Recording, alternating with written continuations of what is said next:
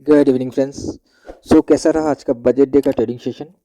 हो गया आप लोगों का गामा ब्लास्ट, और काफ़ी लोगों का कैपिटल भी डबल ट्रिपल हो गया होगा, राइट? क्योंकि आज के दिन काफ़ी लोगों ने एक स्ट्रेटजी बना के रखा है और उस स्ट्रेटजी पर काम भी किया होगा कि आ, जहाँ पर भी प्राइस होगा उसके एक या दो स्ट्राइक प्राइस ऊपर का कॉल, और सॉरी ऊपर का पुट एंड नीचे का स्ट्राइक प्राइस का कॉल लेकर बैठ जाओ, किसी एक साइड में गामा ब्लास्ट हो जाएगा, राइट? यही चीज़ आप लोगों को बताया जा रहा था। कुछ ऐसा देखने के लिए मिला है। मैंने आप लोगों को कल क्लियरली ये बताया था कि अगर हो जाता है ऐसा ट्रेंडिंग तो ठीक है, बट अगर कुछ नहीं हुआ तो, क्योंकि एक दिन बजट का पहले दिन ऑलरेडी एक मूव कर चुका है, तो हो सकता है आज के दिन कुछ भी ना करे। और आप देख सकते हो कुछ हुआ ही नहीं है। वैसे अगर आप देखोगे तो यहाँ से यहाँ तक का जो रेंज है लगभग 550 से लेकर 600 पॉइंट का रेंज है यहाँ पर। बट क्या इस रेंज में कोई ट्रेड किया जा सकता था? क्योंकि अगर आप देखोगे यहाँ पर एक एक कैंडल का जो पॉइंट है, इस कैंडल, बड़े बड़े कैंडल को मैं छोड़ देता हूँ। मैं यहाँ पर एक छोटा सा कैंडल आपको दिख रहा है, ठीक है? मैं इस कैंडल का अगर मैं मेज़र करूँ तो आपको दिखेगा कितना पॉइंट का एक कैंडल बनता है। इस कैंडल को देखिए, 125 पॉइंट का एक छोटा सा कैंडल यहाँ पर आपको दिख रहा है। इतना पॉइंट लेकर एक एक कैंडल यहाँ पर बन रहा है। क्या यहाँ पर ट्रेड किया जा सकता था? हम एसएल को कैसे मेंटेन करें? क्या 125 पॉइंट या फिर 130 150 पॉइंट का स्टॉप लॉस लेके आप ट्रेड कर सकते थे? मैं तो यहाँ पर नहीं कर सकता था, क्योंकि अगर हम स्पॉट में 130 150 पॉइंट का देख रहे हैं, यानी कि हमें ऑप्शन में अगर हम ट्रेड करने जाएंगे लगभग हमें 70 से लेकर 80 पॉइंट का स्टॉप लॉस लेकर काम करना पड़ेगा। क्या उतना स्टॉप लॉस लेने के बाद हमें रिस्क रिवार्ड रेशियो में एटलीस्ट 1:3 के हिसाब से उतना मूवमेंट देगा? कोई गारंटी नहीं है आज के दिन, राइट? दे भी सकता है और नहीं भी दे सकता। देखिए, आज के दिन के लिए मैंने आपको क्लियरली बोला था कि आपके ध्यान में ये होना चाहिए कि आज लॉस होने का प्रोबेबिलिटी ज़्यादा है, राइट? यहाँ पर जिन लोगों ने भी कॉल एंड पुट दोनों लेकर रखकर ट्रेड किया था, उन लोगों को दोनों ही साइड में लॉस हुआ होगा। मैं ये चीज़ क्यों बोल रहा हूँ? देखिए, अब किसका हुआ किसका नहीं हुआ मुझे नहीं मालूम, बट मैं एक सिचुएशन को देखते हुए मैं ये चीज़ बता रहा हूँ। मान लेते हैं कि आपने कॉल 46,100 का अपने पुट को ले लिया है। मान लेते हैं जब प्राइस कुछ 46 के आसपास ट्रेड कर रहा था, आपने यहाँ पर पुट ले लिया है, एंड कुछ 45,900 या 45,800 का आपने यहाँ पर कॉल भी ले लिया था। अब देखिए, प्राइस यहाँ से एक नीचे के साइड में एक फॉल नज़र आया। जब ये फॉल नज़र आएगा, आपका जो पुट है, पुट में आपको प्रॉफिट दिखने लगेगा, और उसी साथ आपका जो कॉल है, कॉल में आपको लॉस दिखने लगेगा।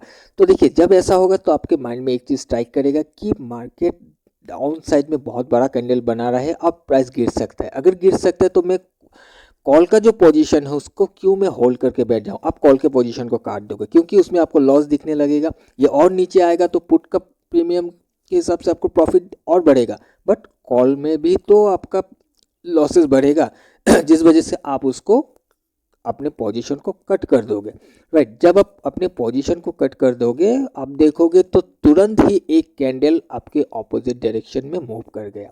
जब ये मूव कर जाएगा, आपके पुट का जो प्रॉफिट चल रहा था वो आपकी आंखों के सामने ये नेगेटिव होता हुआ नजर आ जाएगा। तो क्या पुट को लेके बैठ सकते थे? क्योंकि आपने अपने ऑलरेडी कॉल का जो पोजीशन है वो कट कर दिया है। आपको ना चाहते हुए भी आप उसको स्क्वायर अप करना ही पड़ेगा। यहाँ पर आई थिंक कि किसी ने भी ये स्ट्रेटेजी को यूज़ करके कुछ प्रॉफिट नहीं किया है। हाँ, अगर किसी ने कुछ स्कैल्पिंग वगैरह किया है तो हो सकता है स्कैल्पिंग में प्रॉफिट थोड़ा बहुत बना लिया। मैंने आपको बताया भी था कि अगर स्कैल्पिंग जैसा करते हो, एक मोमेंटम में आप कुछ कैच कर पाते हो तो आप कर सकते हो। जैसे कि यहाँ पर 46,000 पर जैसे प्राइस था, यहाँ से अगर आप एक पोजीशन को पुट साइड में बनाते तो एक नीचे के साइड में एक फॉल आया था, तो एक फॉल पर आप एक छोटा मोटा प्रॉफिट लेके आप निकल सकते थे। बट आपको बड़ा टारगेट के लिए प्लानिंग करके जाने के लिए मैंने आपको मना किया था, क्योंकि मार्केट में कुछ भी हो सकता है इस टाइम में। अगर आप देखोगे तो आप इसको देखिए किस तरीके से मार्केट एक तो ऊपर चला गया, फिर एकदम से नीचे आ गया, फिर एक ही कैंडल में ऊपर चला गया। तो यहाँ पर इसको संभालना काफ़ी ज़्यादा मुश्किल हो जाता था, जिस वजह से मैंने आपको बताया था कि आज के दिन में अवॉइड करो ट्रेड को, देखो कि कैसे रिएक्ट कर रहा है, उसके बाद आप मार्केट को समझ के फिर अपना ट्रेडिंग को प्लान करो, राइट। अब क्या मैंने ट्रेड किया या नहीं, देखिए मैंने इंडेक्स में ट्रेड नहीं किया आज, राइट। और मैंने ऐसा नहीं कि ट्रेड किया ही नहीं, मैंने रिलायंस में मैंने ट्रेड किया था। मैं आपको एक बार दिखा देता हूँ। देखिए रिलायंस को मैंने ट्रेड किया था इस जगह पर, राइट। जब देखिए कैंडल आपको यहाँ पर दिख रहा होगा, एक फॉल आया था, राइट। जब बजट स्टार्ट हुआ, बजट लगभग 11 बजे से थिंग स्टार्ट हुआ था, उसके बाद एक मिनट, एक यहाँ पर फॉल आया। फॉल जब आया, फॉल आने के बाद अगर आप देखोगे यहाँ पर फिर मार्केट अपने आप को होल्ड करने की कोशिश करने लगा, राइट। यहाँ पर ये अनयूजुअल एक मूवमेंट के बाद प्राइस होल्ड करके स्टेबल मोड में चला गया था। फिर प्राइस जब घूम के आया तो इस जगह पर मैंने एक एंट्री बनाया था। अब मुझे ऐसा लग रहा था कि अब हो सकता है कि इस हाई को ब्रेक कर दे अपसाइड में, राइट। एक इम्पॉर्टेंट लेवल पर टकरा कर ये चीज़ हो रहा था, क्योंकि इसने जब फॉल किया तो ये बाहर इसके नीचे आकर क्लोजिंग नहीं दे पाया, ये फिर यहाँ से रिजेक्ट होकर इस लेवल के ऊपर जाकर क्लोजिंग दिया, जिस वजह से मुझे लगा था कि शायद ये इसको ब्रेक कर जाए, जिस वजह से मैंने एंट्री को बनाया था। बट यहाँ पर मेरा स्टॉप लॉस हिट हो गया। लेकिन यहाँ पर और एक चीज़ है, मुझे मालूम था, देखिए आज कुछ भी हो सकता है, मुझे मालूम था, मेरे दिमाग में ये चीज़ था कि आज लॉस होने का चांसेस बहुत हाई है, जिस वजह से मैंने यहाँ पर क्वांटिटी को कम रखा, ताकि अगर मुझे लॉस भी हो जाए तो कम लॉस हो। क्योंकि जहाँ पर मुझे मालूम है लॉस का प्रोबेबिलिटी ज़्यादा है, चांसेस ज़्यादा है, तो वहाँ पर अननेसेसरी रिस्क लेने का कोई मतलब नहीं होता। या तो ट्रेड ही ना करो, और अगर ट्रेड करना भी है तो रिस्क को कम कर दो। तो मैंने यहाँ पर वही किया है, राइट। और एक बार हम निफ्टी को देख लेते हैं। निफ्टी को हमने क्या आपको बताया था, ओके। सो निफ्टी में मैंने आपको बताया था कि 21,838 से लेकर लगभग ये 770 763 कुछ इस एरिया तक एक रेंज है, इसका रेजिस्टेंस जोन बन सकता है। जब तक कि इसके बाहर जाकर कंफर्टेबली ट्रेड ना करें, तब तक हम निफ्टी में एक कंफर्टेबली बाइंग का प्लान नहीं कर सकते, राइट। क्योंकि ये रेजिस्टेंस जोन के सामने ट्रेड कर रहा है। तो अगर आप देखोगे आज इसी जोन के अंदर ओपन होकर प्राइस इसी जगह पर ट्रेड किया, रेजिस्टेंस लिया और नीचे आकर ट्रेड करके क्लोजिंग दे दिया है, इसके बाहर जा ही नहीं पाया। जैसे हमने टेक्निकली व्यू देखकर इसको आप लोगों के साथ शेयर किया था, कुछ वैसा ही हमें यहाँ पर देखने के लिए मिला है, राइट। सो मैं आपको इसलिए बता रहा था कि देखिए आप उस चीज़ पर फोकस करो जो रेगुलर होता है, हर दिन होता है, राइट। ये जो इवेंट वाला सेशन में, इवेंट वाला डे में जो चीज़ आपको बताया जाता है कोई स्ट्रेटेजी बिल्ड करने के लिए, ये डेली नहीं होगा, और ये कोई फुल प्रूफ भी है नहीं कि वैसा ही होगा, राइट। सो इस इवेंट वाले दिन में आप ट्रेडिंग को अवॉइड करने की कोशिश करो, इवेंट निकल जाने दो, उसके बाद देखो कैसा रिएक्ट कर रहा है मार्केट, उसको कैसे ले रहा है, उसके बाद आप अपने ट्रेडिंग को प्लान करो और रेगुलर फोकस उसमें करो जो चीज़ रेगुलर होता है। एक टेक्निकल एंड फंडामेंटल एस्पेक्ट से जब हम देखते हैं जो जो चीज़ काम करता है, उस पर अगर हम फोकस करें, उस पर अगर हम मेहनत करें, आई थिंक कि वो लुक्रेटिव होगा, राइट। क्योंकि ये चीज़ आपके लिए कभी भी लाभदायक नहीं होगा जो इवेंट वाले सेशन में जो भी मूव होता है। क्योंकि आप मान लेते हैं कि आज के दिन एक वन साइडेड मूव हो जाता, हम ऐसे ही मान लेते हैं वन साइडेड मूव एक हो जा रहा है, आपने कॉल में बहुत ज़्यादा पैसा कमा लिया, पुट में तो पुट में भी लॉस हुआ, बट अपने पुट को कट कर दिया, अपने लॉस को घटा दिया और कॉल में अच्छा प्रॉफिट बना लिया। बट क्या ये प्रॉफिट आपको डेली मिलेगा, या फिर ये प्रॉफिट लेकर आप ज़िंदगी भर चल सकते हो? नहीं चल सकते।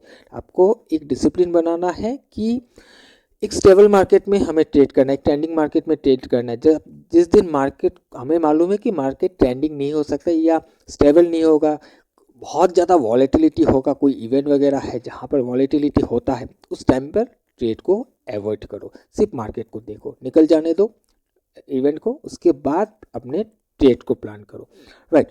सो अभी के सिचुएशन को अगर हम देखें बैंक निफ्टी को, बैंक निफ्टी में जैसे हमने कल बताया था कि 46,000 के ऊपर ओपन होकर अगर ऊपर रहता है तो ये फर्दर ऊपर के डायरेक्शन में मूव कर सकता है, राइट। और ये 46,000 के नीचे ओपन होकर रेजिस्टेंस बनाता है तो ये नीचे भी आ सकता है, 45,500 के आसपास आने की कोशिश कर सकता है। मैंने ये चीज़ आपको बताया था, बट ऐसा कुछ हुआ नहीं, इतने नीचे आया नहीं है। लेकिन एक चीज़ अगर आप देखोगे तो इसने ओपनिंग, एक पॉजिटिव ओपनिंग देने के बाद कुछ इस एरिया में ट्रेड किया, आप लगभग कह सकते हो 46,000 के ऊपर नीचे ही ट्रेड किया और क्लोज होते होते इसने 46,000 के ऊपर जाकर क्लोजिंग दिया है, राइट। सो अगर कल के दिन ये 46,000 को होल्ड कर लेता है, इसके ऊपर अगर होल्ड कर लेता है, सपोर्ट बिल्ड कर लेता है, तो 2-4 दिन में यहाँ 1-2 दिन में भी हो सकता है कि 47,000 को विजिट होता हुआ दिखे, क्योंकि 46-47 मतलब 1,000 का एक रेंज है। 1 या 2 दिन में इसको 1,000 का मूव कर देना कोई बड़ी बात नहीं होगा। हो सकता है 2 या 3 दिन, 2 दिन में आपको दिख सकता है, 3 दिन में दिख सकता है, लेकिन अगर ये 46,000 को होल्ड कर लेता है तो 47,000 आपको विजिट होता हुआ दिख सकता है, राइट। सो कुछ इस तरीके से आप प्लान कीजिएगा। और 46,000 को अगर होल्ड नहीं कर पाता है, अगर ये फिर से नीचे आ जाता है, तो फिर हो सकता है ये अपने सपोर्ट तक चले आए। एक तो सबसे पहले तो यहाँ पर 45,500 जिसको इसने ब्रेक करके गया था, यहाँ तक आने की प्रोबेबिलिटी हो जाएगा सबसे पहले। उसके बाद देखेंगे कि इस एरिया पर आकर कैसा बिहेव कर रहा है, क्या इसको भी ब्रेक करके नीचे आने की कोशिश कर रहा है या फिर ये यहीं से रिवर्स जाने की कोशिश कर रहा है। बट फिलहाल के लिए प्लान यही होगा, 46,000 के ऊपर ये अपने आप को होल्ड कर लेता है तो 47,000 का टारगेट हो सकता है। बट ये ऐसा नहीं कि एक ही दिन में आपको दे देगा, 1-2 दिन या 3 दिन लग सकता है, आपको 46,000 विजिट होता हुआ दिख सकता है, राइट। सो आई होप कि आपको ये पॉइंट क्लियर हो गया होगा कि कैसे हम प्लानिंग कर सकते हैं और इवेंट वाले दिन में आपको क्या करना है वो भी आपके समझ में आ गया होगा, राइट। सो चलिए, आई होप कि आपको आज का ये वीडियो पसंद आया होगा। अगर वीडियो पसंद आया तो वीडियो को जरूर से लाइक कीजिएगा और अगर आप इस चैनल पर पहली बार आए हो तो चैनल को सब्सक्राइब भी कीजिएगा। और वीडियो को एंड करने से पहले मैं आपको बताना चाहता हूँ कि काफ़ी लोगों का रिक्वेस्ट आ रहा था, जिस वजह से मैंने हमारे एजुकेशन बेस्ड एक स्टार्ट करने का डिसीजन लिया है, जो कि हम 15 फरवरी से स्टार्ट करने जा रहे हैं। सो अगर आप इस कोर्स को करना चाहते हो तो आप मुझे यहाँ पर आपको स्क्रीन में दिख रहा होगा एक ईमेल आईडी, उस ईमेल आईडी पर मेल करके मुझे बता सकते हो। अगर कुछ क्वेरी भी है आप वहाँ पर क्वेरी को भी पूछ सकते हो, मैं आपको वहाँ पर रिप्लाई कर दूँगा मेल में। ओके, सो चलिए आज का वीडियो में ही वाइंड अप करता हूँ। हम मिलेंगे एक नए वीडियो में। Till then bye bye and safe trading.